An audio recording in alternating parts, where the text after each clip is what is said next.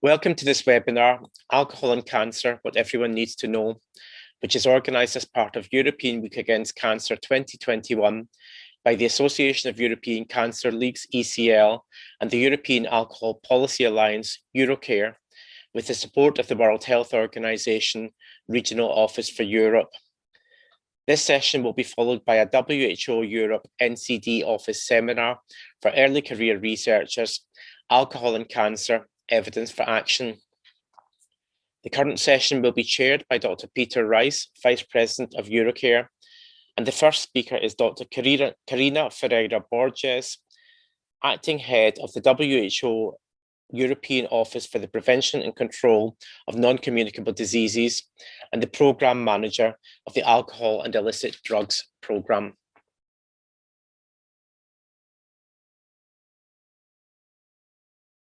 So the benefits which are connected basically with the production and sales and the use of alcohol come to the society with very big costs. And this is why we really need to continue this dialogue and think about the role of alcohol in our societies. So where do we stand as a region in terms of alcohol consumption? These are the latest figures that were published by WHO very recently. And you can see here in the map and also below, where we stand. We are basically the region with the highest per capita consumption in the world. What you see in red, you see below, are the countries from the European region. So in red, here below, I don't know if you can see my pointer, but basically the countries with the highest consumption, which are all these countries in red, the bars in red, are all from the European region. So you see that we basically are the countries, are the region with the highest per capita consumption in the world. And this is not been changing as we go by. We are also not only the highest, the region with the highest per capita consumption, we are also the region with the highest proportion of all deaths and disability adjusted life years that are caused by alcohol. Around 2,545 people die every day in our region from alcohol attributable causes. And these are about what I mentioned, about 1 million deaths every year. Every 10th death in our region is attributable to alcohol. And most strikingly is that we have people dying at a very young age. If we look at the proportions of deaths that are caused by alcohol in our region, we see that alcohol is responsible for deaths quite early in life, which is not what we see for tobacco. While for tobacco, many of the deaths which are related to tobacco occur late in life, for alcohol, these deaths occur very early. And you will see here that, most of the deaths happen proportionally, in very young age, that age where people are actively contributing to the society and also being supposed to be producing. So it's not just a problem in terms of the deaths, but also in the contribution for the economic and development of economies and development of countries. We have recently published a report on alcohol and cancer, and this report had some key messages. The first key message was about the number of deaths that are totally avoidable if alcohol intake is not occurring. We're talking about 180,000 deaths, which are caused with cancer cases, incidents, and about 92,000 cancer deaths, which were caused by alcohol in 2018. So the other message which is important is about the fact that there's no safe level of alcohol consumption. We know that alcohol is a cancerogenic substance. This has been since 2010 published by IARC. And this report was jointly produced by WHO and IARC. And again, a big thank you to IARC, with whom we've been collaborating very closely. So the public health responses basically must take into consideration this complex vision that we have today of the dangers of alcohol, and they need to respond to population level harms. In the report, we also looked at, the evidence. The evidence basically links alcohol causally links alcohol to 7 different types of cancer. And we know that these cancer types are related to the places for where alcohol is passing through in the body. So starting from the oral cavity and going down until the colorectal cancers. We know that for women, it is particularly important, the role of alcohol in breast cancer. And we will talk a little bit about this as I go in my presentation. But basically, if you look at the proportion of cancer deaths per cancer type that are attributable to alcohol, we see, both for men and for women, we see that, alcohol is responsible for a high share of alcohol attributable deaths from cancer. If we look at how this is distributed, and we can see, in terms of alcohol consumption, going back to those messages where many people still think that it's okay, if I just drink, 2 glasses of some kind of a drink, it's moderate to low risk drinking. I mean, that there's no problem. Well, the evidence is showing that half of all alcohol attributable cancers occur not because of heavy drinking, but basically because of what we call, moderate drinking, which is about having 2 drinks a day, every day per week. So also another important message from our report is linked to breast cancer in women. We're talking about every 4th alcohol attributable breast cancer being linked to moderate drinking. And this is to light drinking, actually, to moderate drinking. So this is the two glasses of wine every day during a week. And we're seeing about, 25% of breast cancers which are linked to this type of alcohol consumption. So a lot to be said, and here it's a new fact sheet that we are launching today. I think the image is not very clear, but it has just been launched in our webpage and you can have access to it. Again, bringing up the information on what are the basic facts that you need to know about alcohol and cancer. First of all, that alcohol causes at least 7 types of cancer. Those cancers are affecting both men and women, especially for women, breast cancer, for men, colorectal cancers, and they are increasing in the region. And then about the fact that there's no safe level of drinking, again, that using tobacco and alcohol multiplies the risks of cancer, and also that there are policies that can be put in place that will help us to reduce what we are seeing. So what are those policy options? Basically, those policy options are linked to WHO best buys, the 3 best buys, and we've been publishing reports on the topics. First of all, policies which are linked with pricing. Policies that reduce the affordability of alcohol are very important to reduce alcohol consumption. And the evidence is very clear on this. The same in terms of alcohol marketing. We know that marketing is linked to especially to young populations, links to changes in consumption and also to early start of drinking in life. So the other publication that WHO has been that has published last year was linked to the systematic review of the evidence on labels. So we know that although that we have 10% of all deaths in the European region that are occurring due to alcohol consumption, we also know that, unfortunately, alcoholic beverages don't have labels that are warning us of these potential health hazards which are linked to the consumption.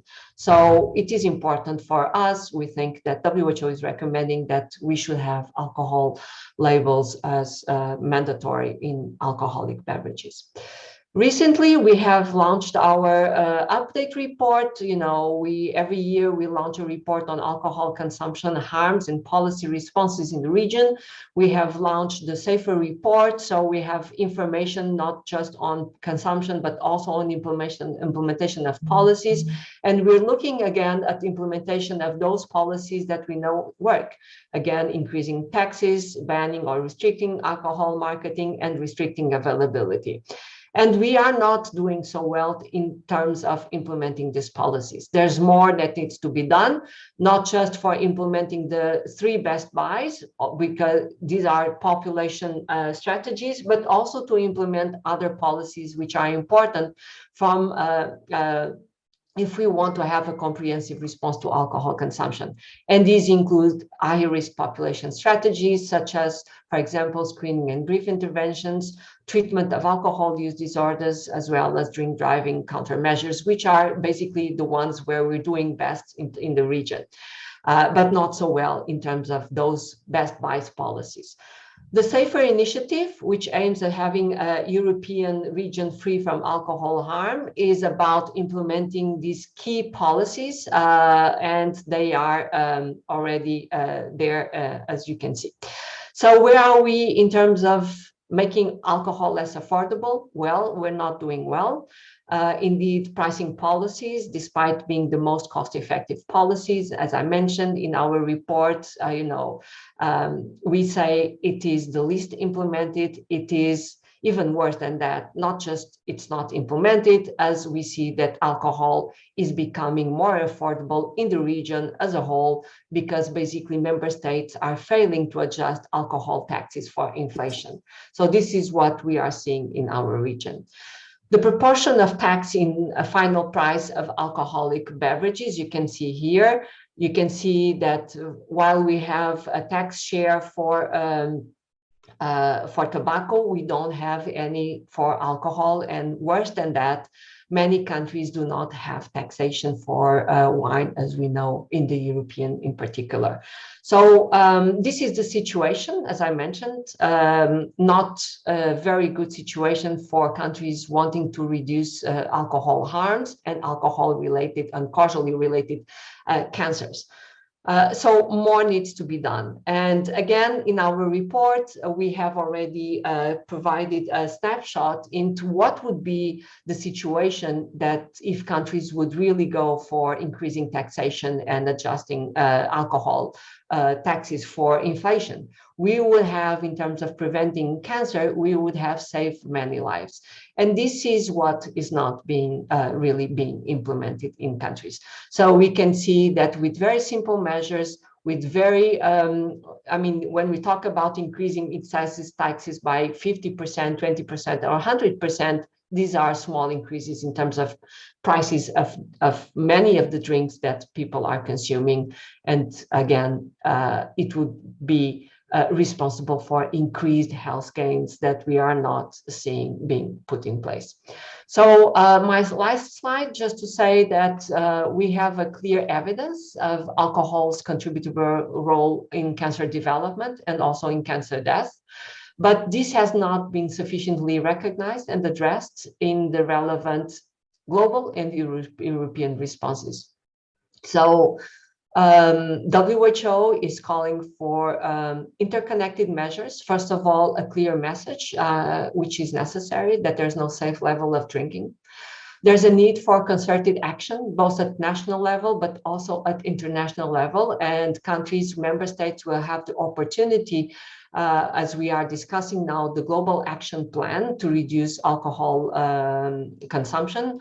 We will have a discussion in 2022. So member states have the opportunity to have this concerted action at global level.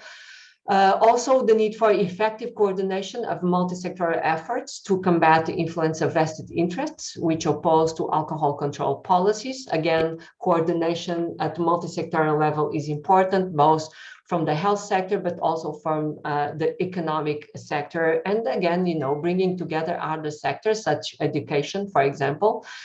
We also need increased levels of political commitment and the implementation of a comprehensive policy approach that will put the emphasis on WHO best buys, but not only, also bringing this safer approach to the European region and to the world as a whole. And finally, an appropriate and widespread engagement of public health-oriented non-governmental organizations, professional associations, and civil society. We know that this comprehensive approach needs also civil society coordination and civil society engagement. We need civil society to be able to make progress. There's quite a lot of things that can be done. And again, we count on the support of both the civil society and at large with professional associations and again, public health organizations being involved in making sure that we have a comprehensive approach so that we can have a WHO European region safer from alcohol harms. So thank you very much for listening to me. And I give you back the floor, Peter or Eric. Okay. Thank you very much. Right. Thank you very much, Carina. I hope my connection's working, and Eric can give me a thumbs up if he can hear me. He yes, does. we can. Okay. We can. Great. Thanks very much, Carina. A very comprehensive, I think, overview of alcohol issues in the WHO Europe region, and with particular reference to cancer. So before we go much further, we would like to have what I have found to be a WHO Europe tradition of taking a photograph. So 2 years ago, we would all stand on stairs and Lars Muller would get his camera out and we would all smile, but we can't do that now. But what we can do is all put our cameras on and somehow or other, Olga or Dimitri will take a photograph of us all. Dimitri, are you with us now? I think he's. Oh, right. Well, we wait until the next break. Yeah. Shall we wait until the next break, please? Mm-hmm. Thanks very much. Okay. Well, thanks very much to Eric for taking over while my internet wasn't functioning well. As I'm Peter Rice. I'm the Vice President of Eurocare, and Eurocare and the European Cancer League have worked with WHO Europe in putting this event together. The fact sheet that WHO have produced is, I think, is available in the chat and will also be available online. Carina's already shown us her copy of that, so do have a look at that if you wish to. The Europe's Beating Cancer Plan, I think, was a very important step forward for the recognition of the importance of alcohol, and I would like to pay tribute to the work of Marianne Scarr and from Eurocare and Wendy Jarrett from European Cancer League. The two of them have worked as a duo for several years now, you know, really to get the message through, and it was such a pleasure to see that all that work pay off in the cancer plan, which we are about to hear from Professor Rui Medeiros, who's a biological researcher from Portugal, who's president of the European Cancer Leagues, who's going to speak on communicating with the public on cancer risk. And so I now hand over to Professor Medeiros. Thank you, Peter. I will share my slides. Just a minute. Okay, all set. Good morning, everyone. We are very glad to be here. It's a coincidence, 2 Portuguese on a row to speak on alcohol. It's a very interesting issue because, as you know, in the old times, long ago, absolutely, it was traditional in Portugal to give children wine and bread. I remember that it was normal. Nowadays, it's forbidden. So we have a huge evolution on this, but it was traditional. We added we call this horse soup or something like that. So a long way we have run, and we have a lot to do more. But I think we are changing the world and absolutely the minds. And I also work at the Portuguese Cancer League as a volunteer. I am basically working in bigger cancer hospitals. So almost every week, I see people with cancer as a result of alcohol and tobacco and other issues. So we are very keen to absolutely see the final result on alcohol abuse. And the other way around, we have activities on the schools and community trying to show with a rationale for each strata of population on the impact of alcohol and what's going on when you take excessive alcohol, and also showing that it's very important to avoid alcohol as a drink. So I would like also to congratulate the organization, and we as ECL are very glad to be here and to help on this. I just like to present you as president of ECL, and what about us? And we are, well, almost old, not so, but we are an organization running from the 80s, so we are getting at the medium age, and ECL provides a unique platform as the only non-profit pan-European umbrella organization with the mission of uniting at the European level national and regional cancer charities to achieve a cancer-free Europe. So it's our aims. We are, as I told you before, active since the 80s and located in Brussels. ECL, we have 29 members from 24 countries at European region, and we are covering 20 European Union member states. So our members are charities offering across the whole continuum of patient pathways. So we are from awareness and early diagnosis to constant research and patient support during and after diagnosis. I would like to stress this, that cancer leagues are mainly founded by the general public. It's a very important issue. We are neutral, we have no other agenda, so we are from the community, from the people to the people. So it's a very important, and it's our key research for the public for cancer control information and service.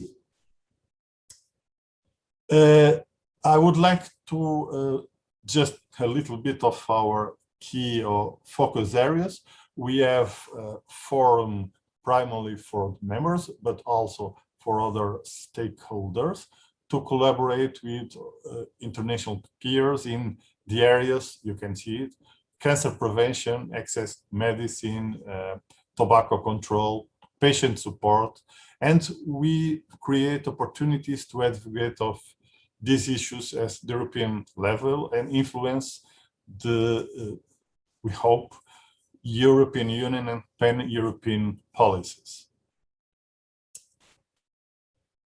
What about burden of alcohol? And I think it's a very important issue if you are likely aware of the relevance of cancer as the second most common cause of death in Europe. Obviously, you have also, it's after cardiovascular disease, but even at alcohol, we can link to cardiovascular disease. So it's avoiding alcohol is a win-win solution. So I think this is the basis of why cancer leagues are so invested in cancer prevention actions. We know nowadays that at least 50% of cancers can be avoidable if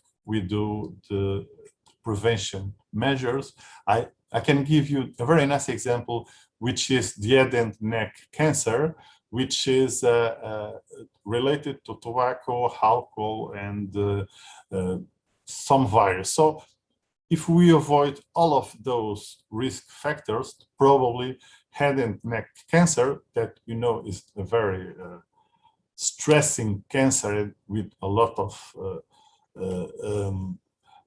poor survival, we can avoid and reduce this cancer almost to zero. So it's a very important issue to stress that out.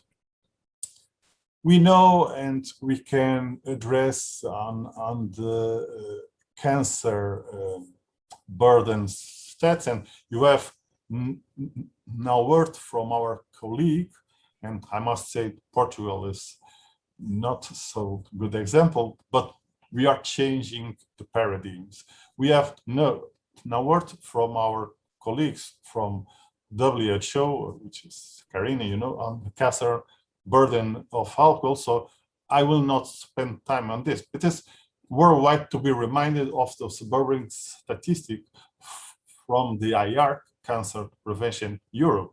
And our slides summaries, country summaries is from Cancer Prevention Europe, showing the proportion of all cancers and numbers of cancers that could be prevented by alcohol.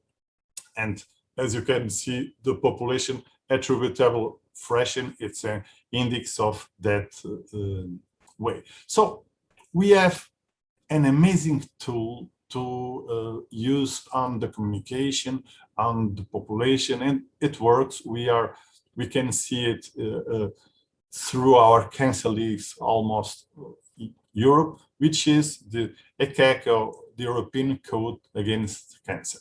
It's a very easy message. It's like amendments if you remind the Bible, but it works. It's a clear message, and we are in some leagues working in each detail, in each message. And this is an important tool, and the cancer leagues, the members of ECL, are disseminating this as an amazing tool and validated by IARC. So it's an amazing work that can be done, and it's stressed out and linked to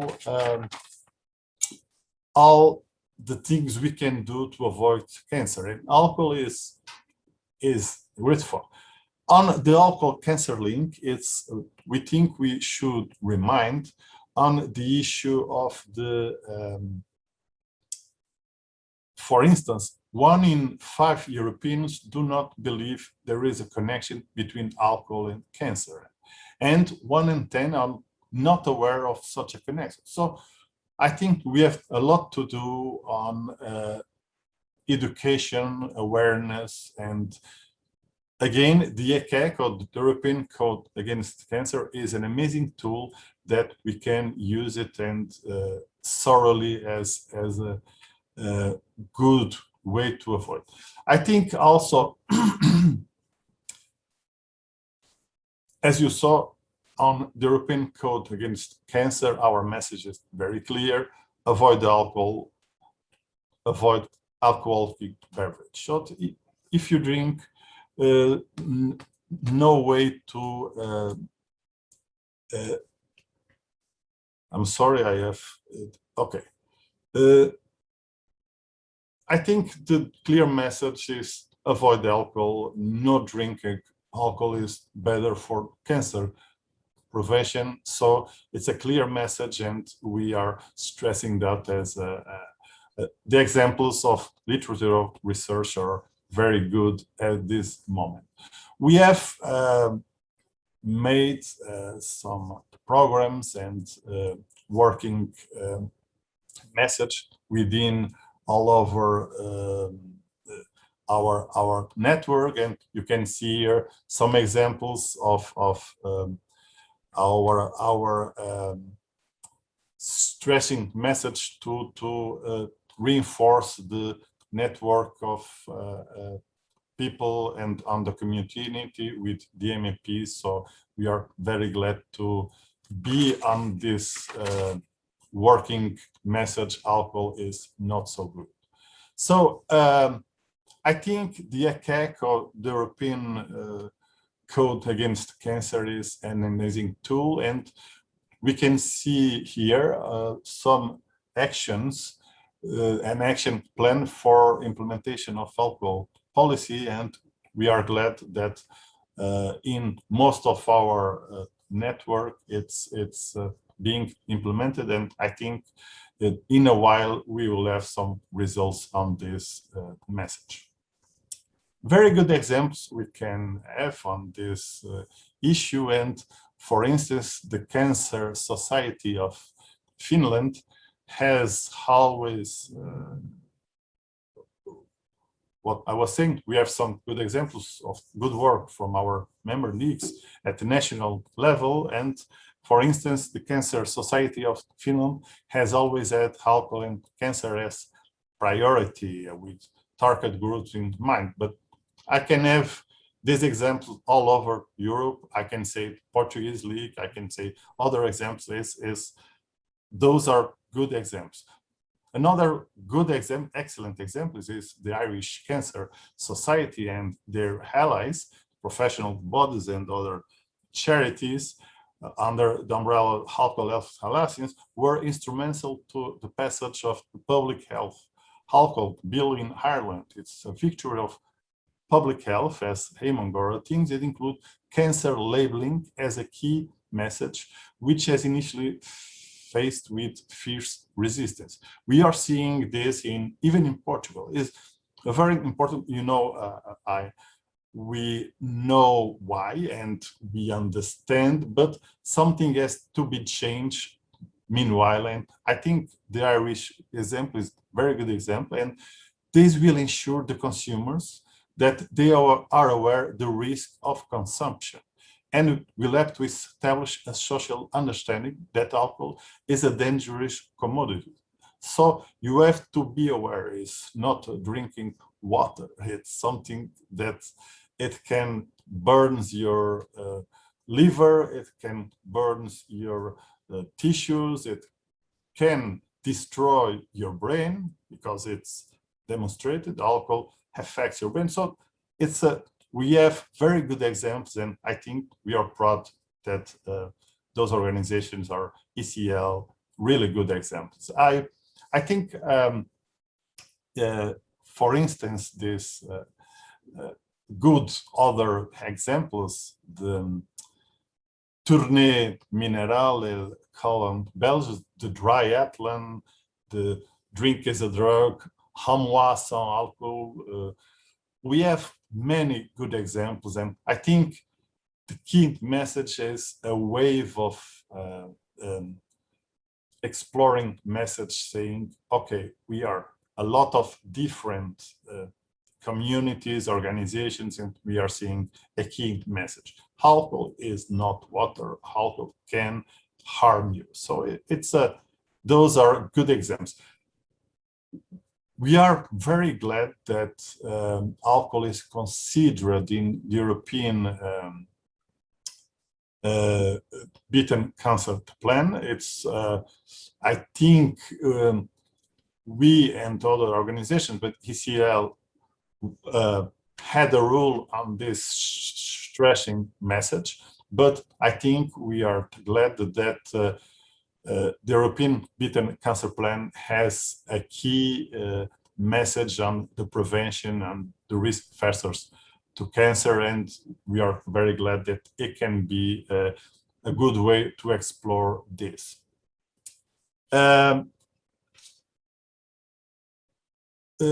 On the Cancer League's priority, we are very glad to say that we are tackling Europe alcohol problems, and our message is very clear. It's better inform consumers. So we have seen very nice examples. Support member states by adoption of a comprehensive control legislation, has the alcohol bill on Ireland. Prohibit advertising on sports is a very key issue. We know that we see this on football and other the advertising alcoholic beverage on sport-related events. It's not a very nice thing. And obviously, to prohibit alcohol sponsorship of sport, it doesn't make sense. It's against sport message. So, and obviously, and as I've told you as an example, in the old times of Portugal, we have to protect children and young people to access to alcohol. And we know nowadays the research messages are very clear. Besides the risk to cancer, the alcohol beverage in a child can damage the brain and can kill neuronal cells. So it's a very important even to the development of the child. And obviously, there are a lot of measures that can be done. We can see this example that it's clear on the Europe Beaten Cancer Plan, and message is clear. It's review legislation on the taxation. I think it's a good message. We can explore it thoroughly, and we can move further to understand what these mean, and also on the issue of best practice, because we have said all before, but we can remind this on the amazing example, the European Code Against Cancer. And the implementation, another key perspective of our leagues is the language may be confusing. So alcohol is a drug, alcohol is a toxic, we can not be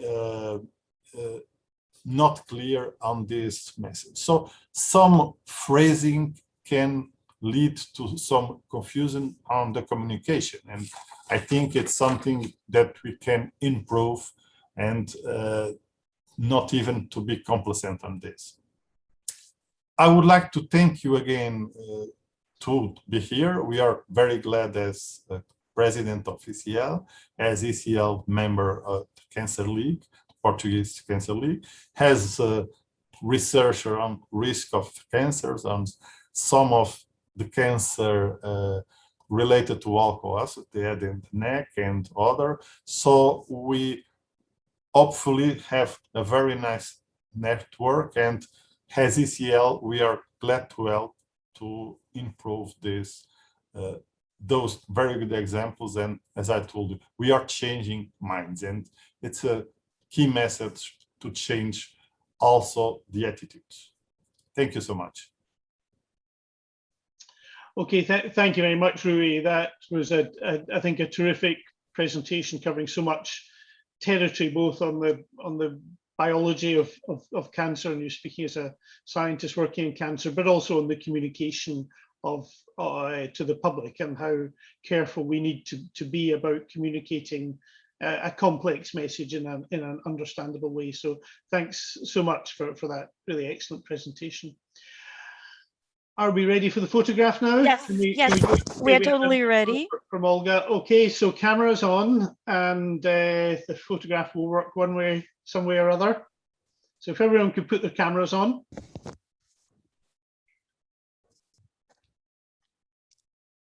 Yes, please. And if you give it a try, give it a smile also to make the photo unforgettable. It's a smile without alcohol. Alcohol-free smile. Alcohol-free smile. That's a good Very point. well. Yeah. Dmitry, you just give us a sign, okay, when you're done.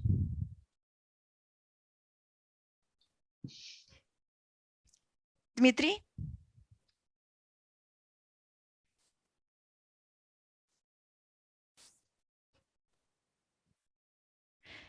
Dmitry? Many. There are so many participants. Yes. Yes, and we are very much happy about this. Exactly. It's going to be a very large photo, like we used to do in the past, and soon we will be doing again. Yes, yes, so much hope Yeah, for thank you. this. Thank you. Thank you so much, Dmitry. Peter, we are ready to proceed. Yeah, so 171 participants to be photographed, so but that's great to get that done. Okay, very, very pleased now to introduce my friend and colleague Marianne Scarr. Many of you will know Marianne, Secretary General of Eurocare. Marianne doesn't have too many more weeks to go before she moves on to the next phase of her life. There's a number of events, of course. Marianne always has a number of events organised, But I think this will be one of our opportunities to just acknowledge what she's done over her time in Eurocare, and certainly this issue of alcohol and cancer has been something that she's worked on very hard, and I'm really pleased that this has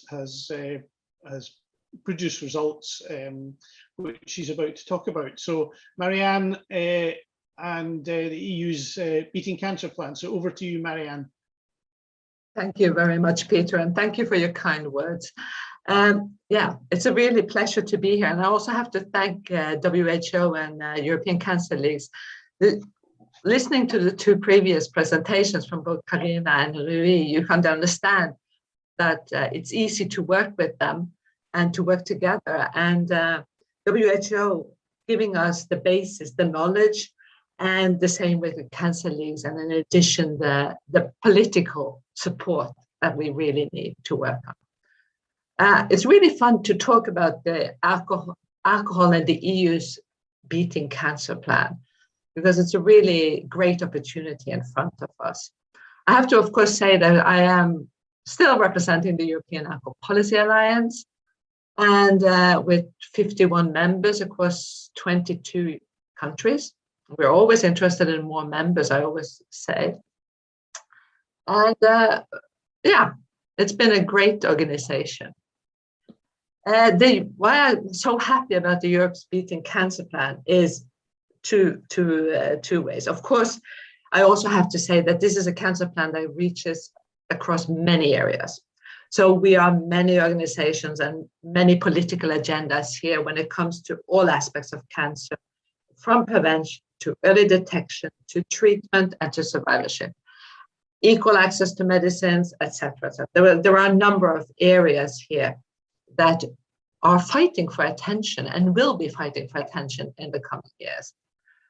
But the good thing about it is that prevention has been given such a high a high agenda, and promoting healthy lifestyles, reducing the environmental pollution, etc. These are areas that are very important for us as an organization. And to see how actually in the plan, alcohol has a small paragraph, tiny among all the pages, but what is said in this paragraph is very important. When they are talking about the implementation of best practice for capacity building for member states, how the Commission will review its legislation on taxation of alcohol and cross-border purchases of alcohol by private individuals, that it wants to reduce the exposure of young people to marketing of alcohol beverages, that the Commission will work closely with member states to reduce online marketing and advertising of these products. The Commission will also propose to stop stimulating consumption of alcohol via the EU promotional programs for agriculture. They have promised us mandatory labeling on the list of ingredients and calorie contents, and inclusion of health warnings on the labels before the end of 2023. And we see a support to member states on the implementation of evidence-based on brief intervention on alcohol in primary healthcare, workplaces, and social services. So here we have a number of areas that will be covered. And the good thing about this, in comparison to the strategy that we had previous, is that this Europe Beating Cancer Plan, this plan is actually very closely linked and tied up with other areas, with key areas within the European Commission, like the research program Horizon Europe, Mission on Cancer, that will be boosting European research. We have the pharmaceutical strategy that will address shortages. We have the farm to fork strategy that will hopefully in the future be promoting healthy diets. And when we are promoting healthy diets, we assume that alcohol is not part of that. And we have the European Health Data Space that will provide better infrastructure to ensure the health data is up to date and comparable for research. So we're hoping to see a health in all policy approach here. And we can see already now that there are ongoing works at EU level where also Eurocare is involved in. We have several tenders ongoing now, where they are gathering more information on taxes, on alcohol in the workplace, on online advertising and marketing, and on health information messages on and off the label. And these will be ready now in 2022-23. Because what we already saw and what's already been demonstrated to us is that we have a very low level of knowledge in Europe on the link between alcohol and cancer. Experts have known about this since 1987. And actually, a colleague of mine from Netherlands, Wim van Dalen in Stap, he actually sent me an article from 1903. So it's more than 100 years that this has been on the agenda and part of the discussion. But we are still low. And what is, from my perspective, very worrying is that the low knowledge is one thing, but it doesn't seem that it's increasing. Our member organization in Norway, Actis, they have over years 2014, 2018, and 2020 been measuring the awareness and the knowledge in Norway. And it's going down. And you would have thought it would be going up, but that hasn't happened. So across Europe, the knowledge is going down. And we see it also in France, where only 23% of respondents in a survey acknowledges that alcohol is the second risk factor after smoking. So we need to call for it. Like I said, this is a political instrument with many actors in it, and it gives us loads of opportunities, but we will be many. So we really have to work hard in the years to come to keep alcohol here and to keep its place and to ensure that the issues are moving forward. And our call for action is very clear. We want to continue to ensure that health promotion and prevention is giving a very high priority in the EU for health programs. We've never had so much money.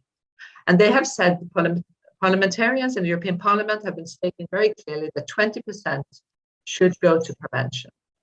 And we really hope that this promise will be there and will be kept over the years. Inequalities within and between member states is an important area, across all areas, which we fully support. It is needed. What hasn't been raised is operating grant for civil society. Of course, we as Eurocare aren't exactly an organization, but we desperately need operating grants, and they have to increase. Because if you want to have the civil society voice, you have to give us money, or else it will be economic operators, and civil society funded by economic operators is really just a second voice for the economic operators. So if you want to have a civil society, you really have to fund it. So we hope to see this in the future. We really need better data collection and monitoring. A common set of indicators should be defined and tracked by the EU. This has been a call. We go back in the papers on alcohol issues. This call was raised more than 20, 30 years ago. There was high-level groups working on this, but we still haven't really seen it well in place. We're still waiting for better monitoring. And we still don't have alcohol consumption data across Europe every single year. And it should be quite simple in my head. So increased funding should be available. And alcohol-related targets should always be published in the European Commission's work on sustainable development goals. They should be in the forefront of this. We also call for an European alcohol monitoring center, whether it's a separate center or it's together with ECDC or Eurostat or wherever, but there should be people working on this issue at the EU level. And when new legislation is adopted at regional, national, and European level, standardized evaluation should be performed at all given times. Jumping to another, promotional funds, I mentioned it earlier, they are from the EU, should not be given to harmful products for health. And when they are, the use of them should be closely monitored. They are today. There is hearings ongoing, so it's very important that everybody's voice is heard here and that it's many people saying that it is not appropriate to promote alcohol. We drink enough alcohol in Europe, we don't need to promote it. And also across the world is drinking enough. We don't need to promote this. And we have cross-border trade, excess duties and prices. They are issues regarding prevention of health, and we really need more knowledge. And as WHO, Carina clearly showed us, it's not used. And we should really start using it far better and far more. And evaluate and see how it works. As we mentioned, this public awareness is too low. So we are calling for funding for campaigns, either they are national or European, to increase the awareness and the connection between alcohol and cancer. We need to gather better information. When we're talking about 1 in 10 Europeans don't know, this is actually data that is more than 11 years old. It's the Eurobarometer from 2010. We need a new one on this one. We need to gather information on the prevalence of alcohol-related cancers in EU 27 and good practice examples, so we can push the areas forward. Commercial communication has been mentioned by all, and it's really an area where we have been working hard and long to regulate the content and the volume of marketing, stopping the sponsorship of activities that promote alcohol beverages, especially when it comes to young people, music festivals, and sports areas. And many countries actually in Europe do. So it's totally possible. France has had this since the 90s, Norway since 1975, Ireland is discussing it, Scotland is discussing it, Estonia and Lithuania put it in place around 2016. So we just need more countries moving forward on this issue. And I know that the Eastern Europe is doing even more and has been doing this as well. Our focus, unfortunately, when I mainly talk about EU, I should say it's because the European Alcohol Policy Line, our main focus when we were created was the European institutions. So that is why we don't have the detailed knowledge, but we rely on WHO here for the Eastern Europe. But we know a lot of things have been moving good forward here. And we need also here, when it comes to communicate better monitoring, we need to know the developments. We have to follow the digital agenda. How are young people being influenced online on the digital? We have always said in Eurocare that digital tools are a welcome development. But Eurocare would like to point out that the prevention efforts has to be complemented to, we cannot rely on digital tools alone, because digital tools are very individualized. And we have to have it wider. And alcohol messaging must be included always in healthy lifestyle messages. It's not there. We have the cancer code, but also when we have messages going out from many other areas, alcohol is often not mentioned. Better labeling, Eurocare have been calling for it since 2008.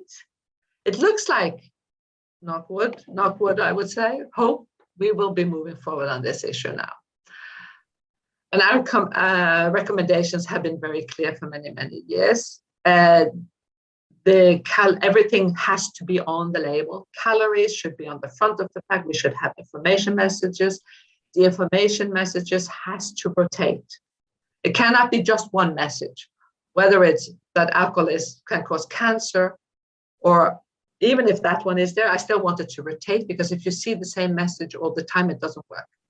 So it should be, can cause cancer, can harm your unborn baby, don't drink it drive, can be addictive, etc. We have a long list we should use. I have to mention the Awareness Week. It's coming up 15th to 19th of November. We're doing this every year for the last 10 or 11 years. And now we're going to do it together with WHO. We're very happy to have WHO Europe on board here. It will help us to promote this and make it wider. I also should say that I can end by saying that the website Alcohol and Cancer was created back in 2010 together with the European Cancer Leagues. We've had this website for a long time, and luckily last year, Nordan, so Larry Beckman and Nordan jumped in and helped us, and they've really revitalized it and made it so much better. So I want to just end by mentioning that.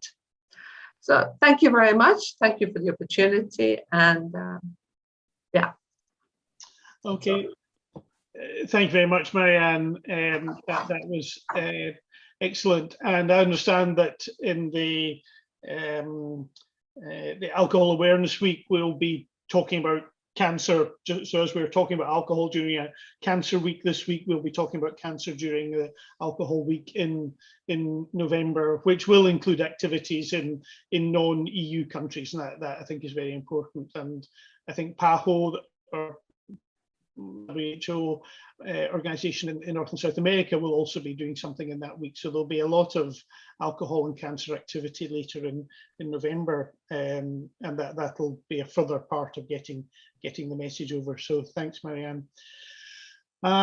We think we're going to be able to carry on until 1:15. So rather than finishing on the hour, I think just because of the delays at the start, we would like to continue for another 15 minutes past the scheduled finish to give us some time for discussion. So I hope that suits everyone.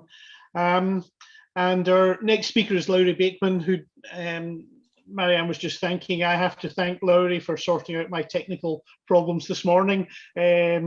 Laurie has been an activist in his own country in Estonia, with Eurocare, where I first met him, and now in his post as Secretary General of Nordan. He's been a communicator and an advocate on alcohol issues, including alcohol and cancer, and I'm very pleased to hand the floor over to Laurie Bakeman.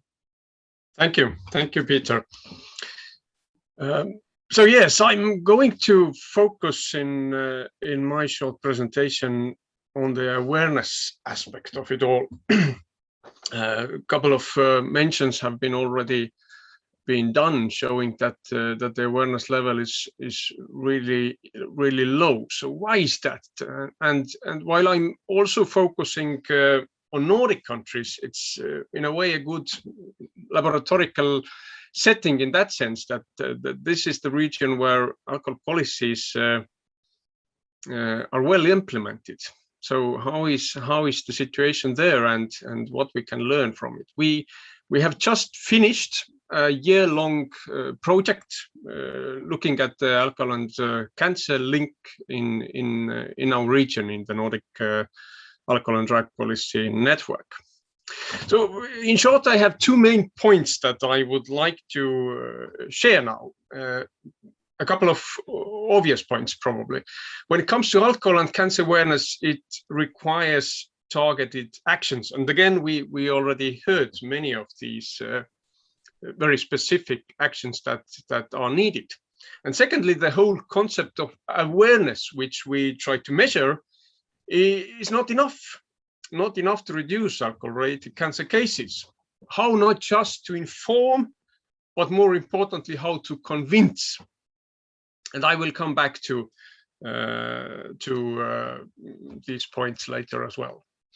As this audience probably is well aware, the Nordic countries are the best examples in implementing evidence-based alcohol policies. They have a long-standing experience in this, and something that we can safely say to be a traditional Nordic alcohol policy. If a step towards liberalization is proposed in one of those countries, this is mainly considered to be a deviance from that conventional policy. I understand for a person who I'm not Nordic myself, it appears that these societies, sometimes more, sometimes less, are mainly discussing alcohol issues in the context of public health, societal safety, youth drinking, and so on. And obviously, some of the Nordic representatives here might have a more critical view, and probably they ought to have. Still, I would say from my Baltic experience, and viewing how these discussions are going in most European countries, they do have another level of understanding of alcohol problems. And again, that is a long experience and tradition. And now, starting from that position, we might presume that these Nordic societies also have a better awareness of the alcohol and cancer link. As I mentioned, our network, we just finished a project and looked at this issue as well. As the national surveys and studies show, the overall awareness about alcohol and cancer link is very poor. And that comes out also in the Nordic countries. Indeed, it is possible that these figures are still better than in most European countries, as I actually believe we don't have factual information from the national settings from most other countries. So, but let's look at some of these Nordic figures. A 2011 survey found that only 43% of Danish adults recognized alcohol as a risk factor for cancer when they were directly asked if alcohol increases the risk of cancer. A new study, now only from last year, the Danish Cancer Society found that when unprompted, 22.2% of respondents were aware of the link between alcohol and cancer, and while prompted, 44%. In Norway, the survey found in 2016 that 7 out of 10 women were not aware of the association between alcohol and cancer. Now, according to the Finnish Institute for Health and Welfare report, Näin Suomi juo, this is how Finns drink, from 2018, 37% of survey respondents fully agreed that alcohol use increases cancer risk. And referring back to that 2010 Eurobarometer study, only 23% of Swedes agreed completely that there was an association between alcohol and cancer, and an additional 33% tended to agree, which was the lowest proportion observed across all EU countries. So these figures are clearly disturbing ones. They show how poorly that information that we all know and understand so well, and we see new and fresh studies and research coming in actually every week, showing that this link is strong, and we are finding new evidence. But still, it hasn't reached the average person in our countries in meaningful way. I will now switch to a website I'd like to show you as well, and I do a couple of switches like that. We have been collecting different alcohol awareness materials to this page, alcoholcampaign.org. So this is something to mark down, where we have currently 147 different campaigns and materials in the alcohol and cancer category alone. And that's from all over the world, and many also from the Nordic region. And this is where we see how, for instance, the national cancer societies are really doing a good job and making strong campaigns and sharing this information. I believe we can at the same time consider that an important indicator of whether a country is investing in raising awareness about alcohol and cancer can be found whether it's putting an effort in also making campaigns or not, and especially on the state level by the state institutions. It is one thing to have this link explained at the official website somewhere, and most do it rather well, where unfortunately I think we have to admit an average person rarely or never goes, and it is totally another thing to invest into a large-scale media campaigns that target people where they are. And this is a problem in all of our countries. So visit the site. You can find a lot of motivation, probably, hopefully, inspiration to maybe cooperate, to copy something to use as you like. Alcoholcampaign.org. Now, switching to another site, or let's just look at the awareness and the campaign aspect from the scientific purpose. I can believe that one can argue that, as we know, the information campaigns are not very effective in changing the behavior, but they clearly do have a role in this whole food chain of alcohol policy. As this concrete study from 2018 showed, awareness of alcohol as a risk factor for cancer is associated with public support for alcohol policies. And we do need that awareness.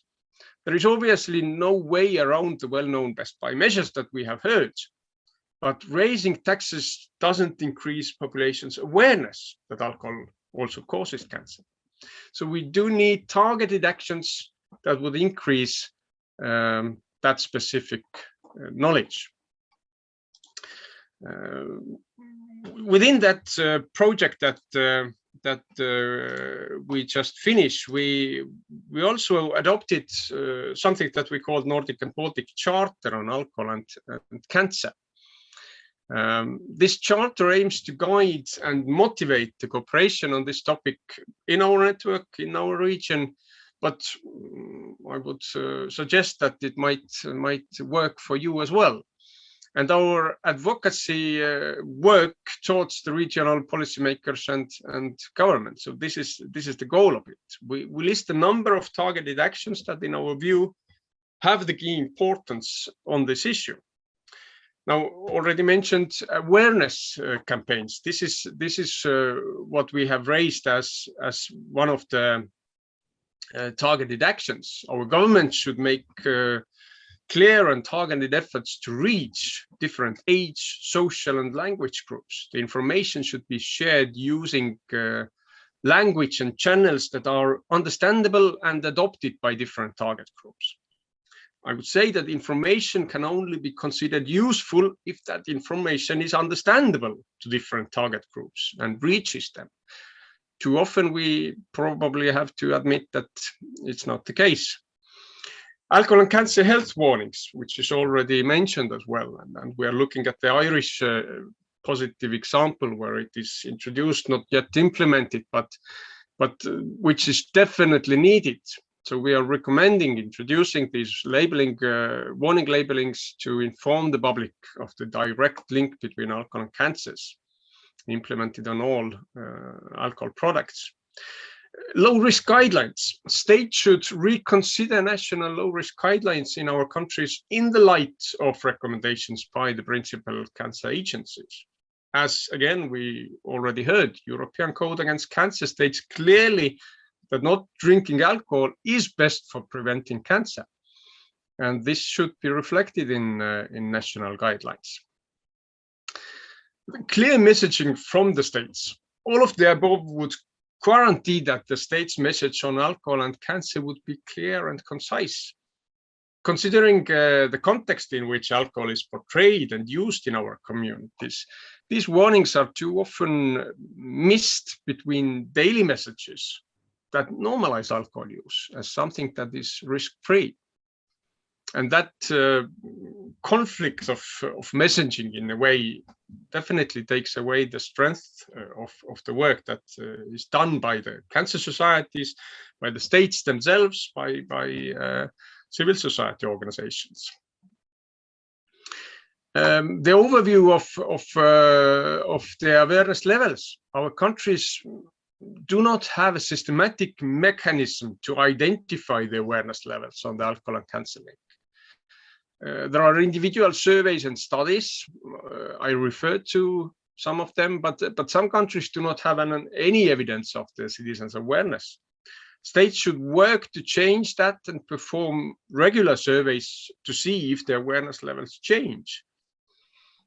I mentioned in the beginning that awareness is not enough. This is maybe going to be too philosophical, but I understand that this is what we can measure, but our goal should be more, reducing these harms and costs. We are all individually aware of hundreds of things, also concerning our health, but unfortunately, which doesn't change our behavior.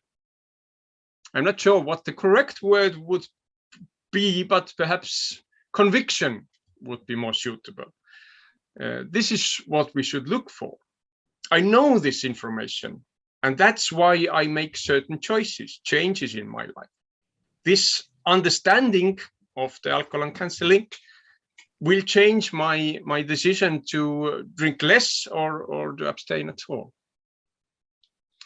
And finally, in this list of targeted actions, we highlight also the role of the civil society, the work that the national cancer societies are doing, the NGOs and the cooperation between all of them is crucial. And I think the message that alcohol causes cancer should become one of the main tools of these organizations. We do often use it in the context of alcohol policy discussion, but I think the effort should be more stable and even going more in depth.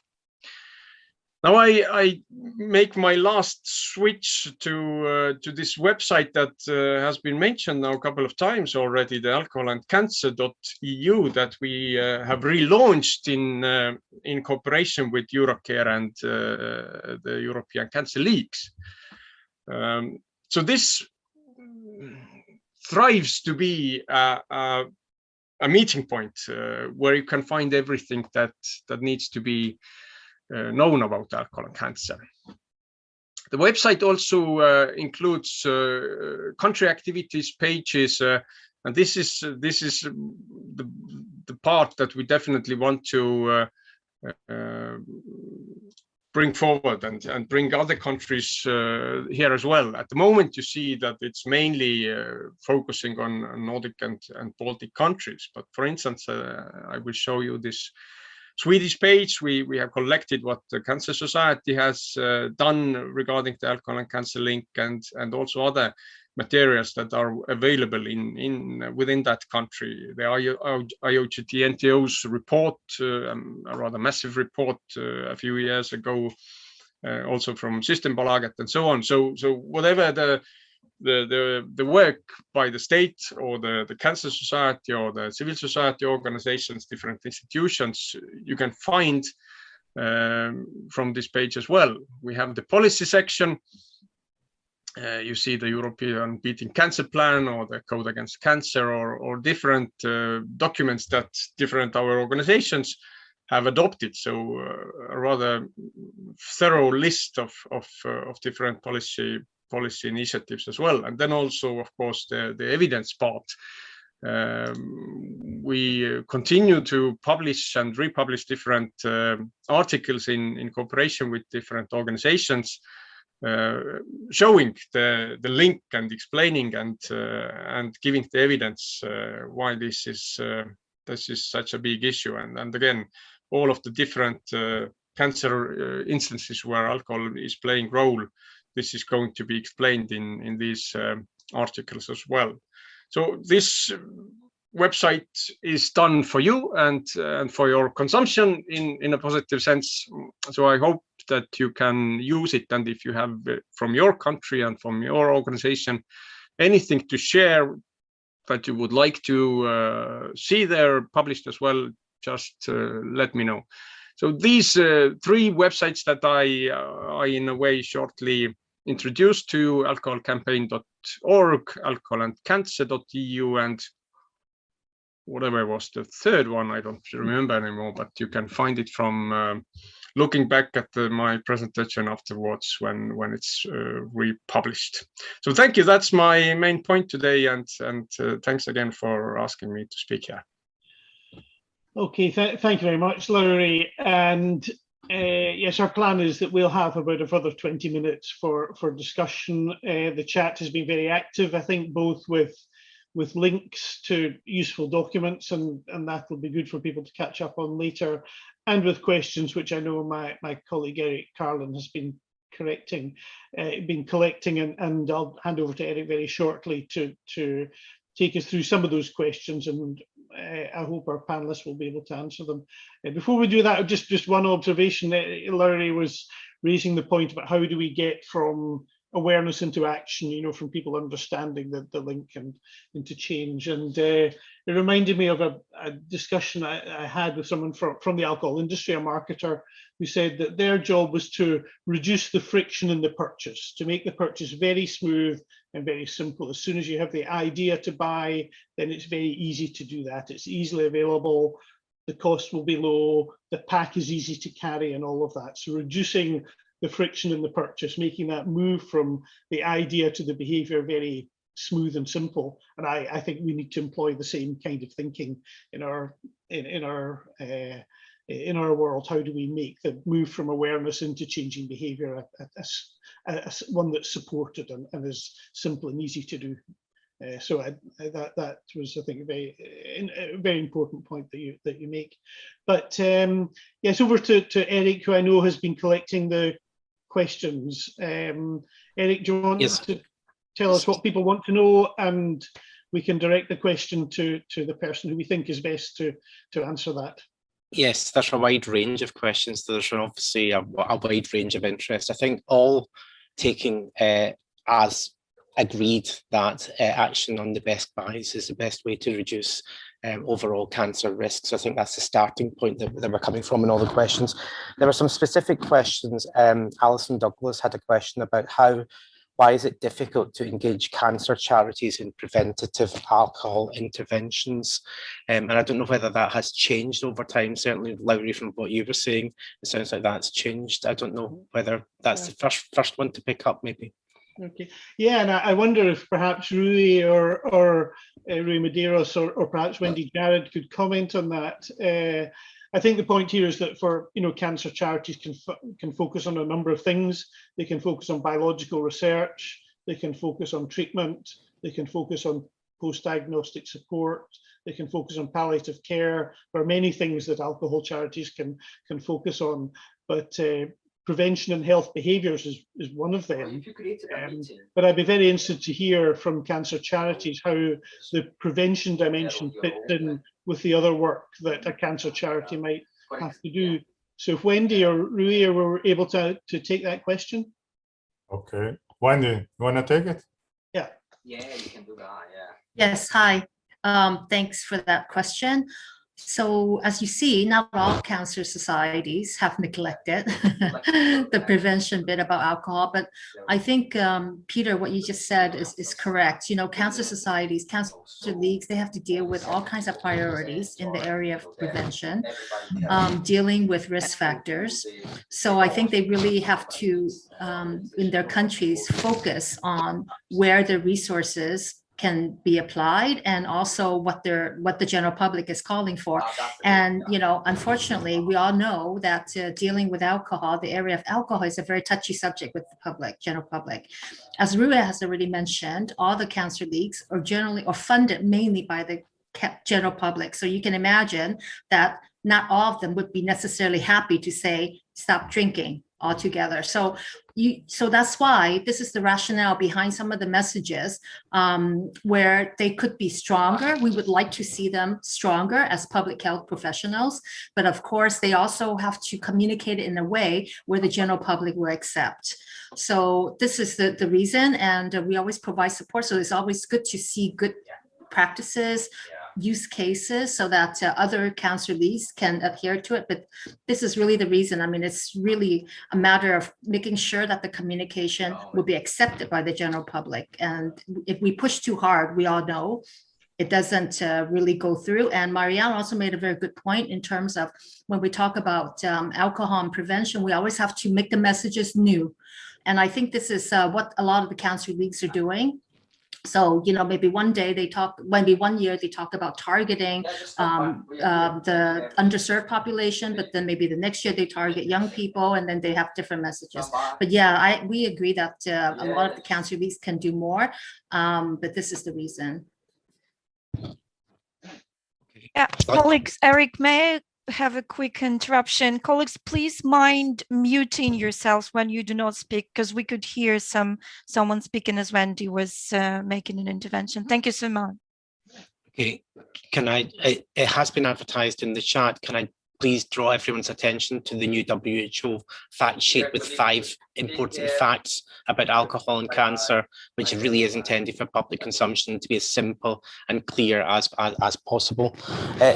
Peter, there was a couple of questions about sporting events and what can be done to limit alcohol advertising in sporting contexts. Is that important, and how can it be done? Yeah, and outside my own window here in Glasgow, we have the flyers going up for the European Football Championships, which are happening here, with a beer company very prominent on those notices for the upcoming football tournament. So an absolutely live issue. Who would, I'm just wondering who would be best to talk about that marketing issue. Perhaps if if we have colleagues from Ireland on, or I know that Alcohol Focus Scotland, Alison Douglas is on the call, has done work on this. So if one of them would like to come in and talk a bit about the issue of alcohol marketing and trying to get better controls, including on sports sponsorship. So anyone from Scotland or Ireland able to comment on that, or from France, of course, that have a strong record on this? Peter, I think Marianne's waving that she would like to. Marianne, sure, yeah. Yeah, I think I was very eager here because we've just done a European funded project called FIFA, focus on youth football and alcohol. And it showed that actually in many countries there's a good area here, but we have a lot of work to do. There's also low awareness very often in sporting organization. There is a high awareness that they should focus on the tobacco, and there's a high awareness that they should focus on healthy food. But then alcohol is taken away, maybe because of the sponsorship, probably. As we know, this has been very clear. So I think it's really up to member states and to really step up and put in place far stricter regulations. And it's possible, as we have seen in many European countries, it's fully possible to do it. Okay. Rui, you like to make a comment? Yes, please. I totally agree that one of the issues is avoid alcohol, and I think the message should be very clear. I also think we should stress on the need of research to alternative drinks that can be substitute. I can share with you, I am a great fan of beer, and I am currently using non-alcohol beer. Is a very changeable issue, and we have to stress that what should be clear here. And for instance, for youngsters, we should clarify you have alternatives to alcoholic beer, and you have non-alcohol beer, which is a very good option. So I think we should not stress the way on the forbidden part, but on the alternative part. You have non-alcohol drinks like beer, which is similar. You have other choices. So I would stress the message not as a forbidden, not only as a law, but for youngsters, it should be as an alternative and a healthy life choice. So it's my opinion. I do suggest you to try non-alcoholic beer, which is very good actually. So yeah. It's a change and it works. Yeah. As part of the FIFA project that Marianne referred to, there were some very interesting interviews with young people who are very aware of this illogicality of sponsorship, and it's very interesting. So on the FIFA website, you will see examples of the young people themselves involved in sport saying they don't want inappropriate sponsors in their sport, and would prefer positive sponsors, as Rui was suggesting. Okay, Eric. Peter, can I pick up a couple of questions and direct them to Carina? There were a couple of issues. Obviously, WHO is interested in gathering evidence for action and also in supporting member states and working with civil society to implement effective action. There have been a couple of points raised specifically in relation, which I see Carina has picked up in the chat, and related to homemade alcohol, so unrecorded alcohol, and also examples of where pricing interventions have being implemented and the impacts of that. Carina, I don't know whether you'd like to kind of just say something about that to direct people to what's been done and what still has to be done.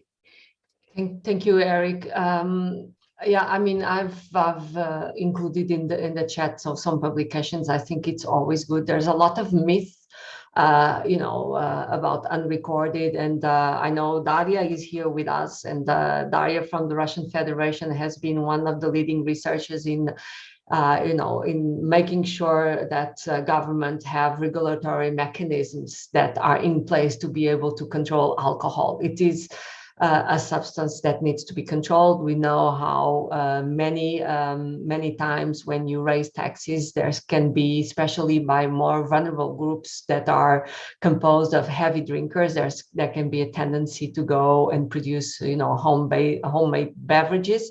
But there are mechanisms and there are strategies that can be put in place, and Russian Federation has been leading with very good examples on this. So I've put in the chat some articles that can be consulted, and I think, Daria is here. She will take the floor also if she wants to say something on this. Just wanted to say something on, we have a question from Mark Pettigrew on industry misleading the communication. And I just wanted to address this.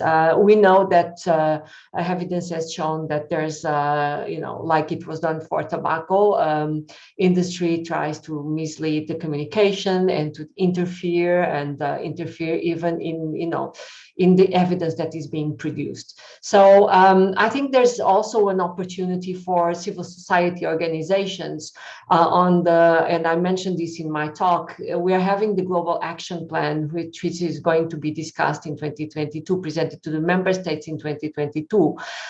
We have had regional consultations with the member states. There's been an opportunity, and there will be more opportunities for civil society to really make a significant contribution to the future Global Action Plan of WHO that will be approved by member states. So please make sure also that, Mark was just saying, removing the legitimacy to mislead the public, it's key to improve communications. And these are contributions that could be made for the future Global Action Plan on where industry can have a role and where industry should not have a role and should even abstain from doing this, interference in science and interference in, communication to the public, which is not led by science.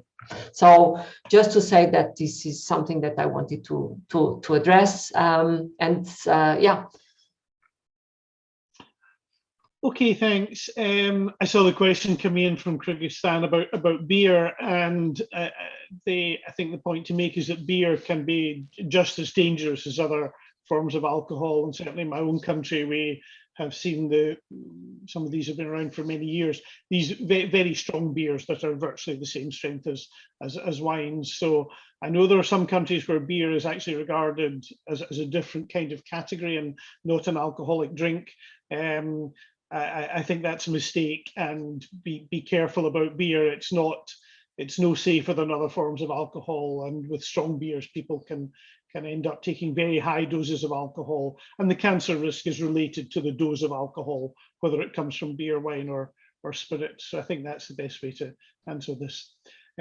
Eric? Yeah, thank you. And Peter, that point is made very clearly in the new fact sheet from WHO. We had a question from Maria about school and university contexts and what can we be doing to be more effective with our messaging, I think, in those contexts. Anyway. Okay, for health education in schools, who has experience in that would like to? And university with students as well. Right, and with universities. Anyone wish to comment on that? Bernd, I see you have your hand up. Is that on this issue? You're muted, Bernd. No, it was on the Laurie's statement. Okay. Yeah. Yes, I mean, so just to comment on the schools issue, and that's clearly an opportunity to get various health messages over and at university. But there are several countries in Europe where, the problems of alcohol consumption is rising consumption in middle-aged and older people, and many of the trends overall in younger people are quite positive. So schools and colleges are an important information opportunity, but don't forget, those of us for whom it's been many years since we were at school, we can run into problems and issues with alcohol as well, and that's very important to get messages that can go right across the age range and the whole population. Eric, will we go to Bernd now? Yes. Yeah. Yes, thank you. I have a comment on what Laurie's very important presentation gave. Why is it that the Nordic countries who has such a strong support for the best buys do not understand the link to cancer and other sort of somatic diseases. And I think that's because we have had a 150 years long or more than that history of alcohol control policies, and that were mainly based on intoxication and the social problems. And the whole old rhetoric around it has been on your solidarity with those with problems.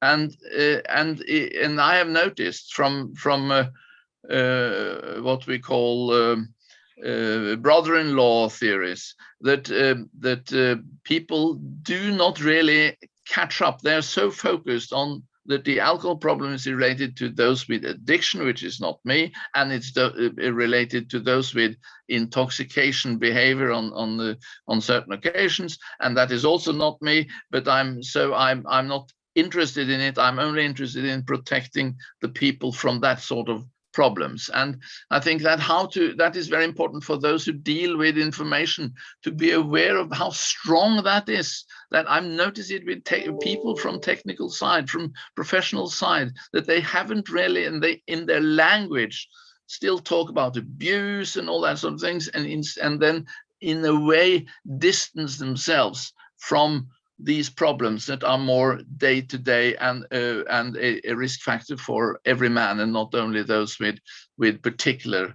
visible addiction problems.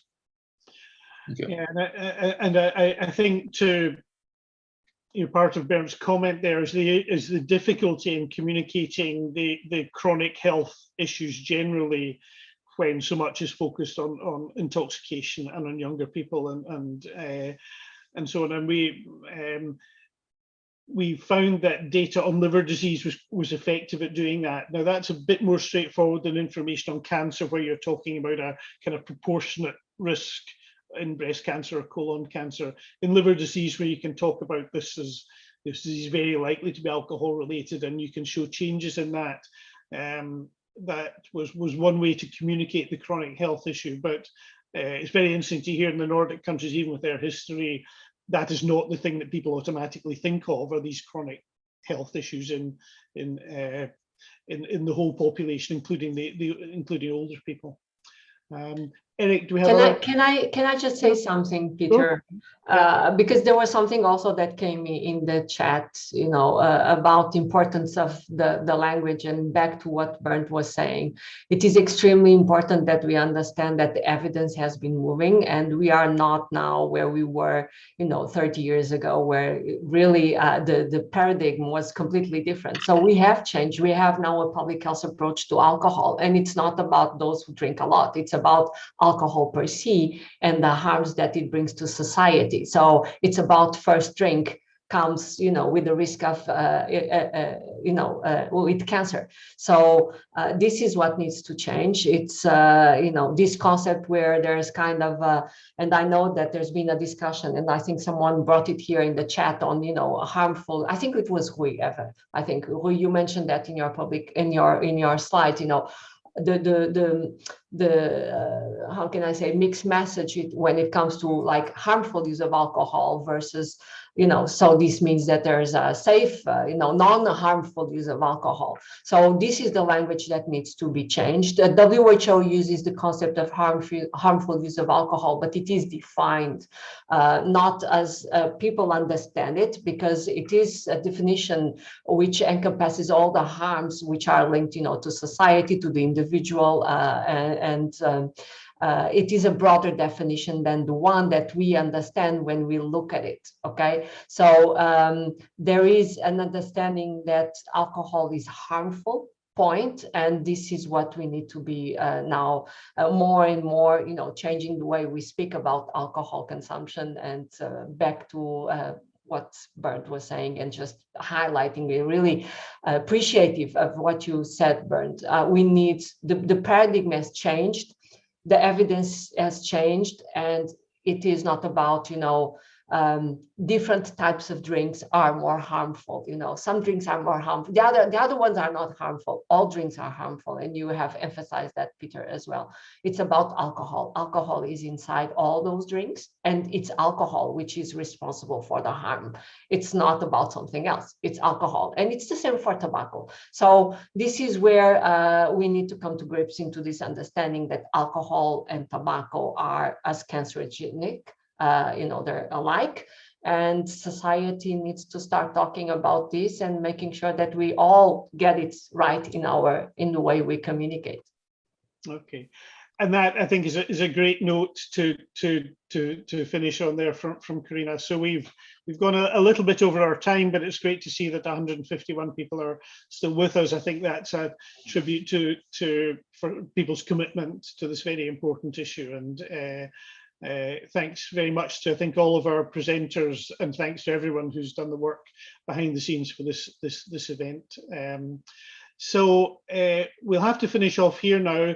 There is an event that follows on after this, which is part of, I understand, a regular series for young researchers, but I've been assured there's no upper age cutoff, so you'll be allowed in no matter how old you are to that event. And if people want to hear more on this issue on alcohol and cancer, I hope you'll be able to attend that. The link to that is a separate one to this. I think, Olga, is that correct? But it came out in the email that came out with this meeting, also had the registration for the early researchers event, so that's the way to join that one. So thanks to everyone. There's lots of useful information in the chat, including the fact sheet and many interesting papers that people have put up as we've gone along. So we've had a great morning, and there's plenty more learning from the things in the chat. And as I say, we have this event which starts, I think, in about 10 or 15 minutes for the early career researchers. So thanks everyone, great to see so many people, and I hope you all have a good day, and I hope to see you all soon, one way or another. Okay, goodbye.